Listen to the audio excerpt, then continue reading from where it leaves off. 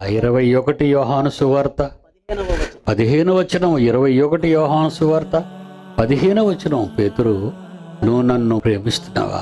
అందుకు పేతురు అంటున్నాడు, అవును ప్రభువా, నేను నిన్ను ప్రేమిస్తున్నాను, నీవెరుగుదువు అనగానే యేసుక్రీస్తు అంటున్నాడు, నువ్వు నిజంగా నన్ను ప్రేమిస్తే నీ తరంలో పుట్టుకొచ్చిన అమాయకులైన ప్రజలందరూ ఉన్నారు, వాళ్ళంతా అమాయక గొర్రెలు. వాళ్లకు నేను చెప్పిన మహాజ్ఞానాన్ని మీకు పంచిచ్చాను, అది వాళ్ళకి చెప్పండి. అదండి నా గొర్రెల మేపము. దేంతోని? గడ్డితోని, పిండితోని కాదండి, దేవుని వాక్యమును జీవాహారముతో గొర్రెలను మేపాలి. పేతురు, నువ్వు నన్ను నిజంగా ప్రేమిస్తే నువ్వు నన్ను ప్రేమిస్తున్నానని చెప్పావు. గొర్రెలను మేపు.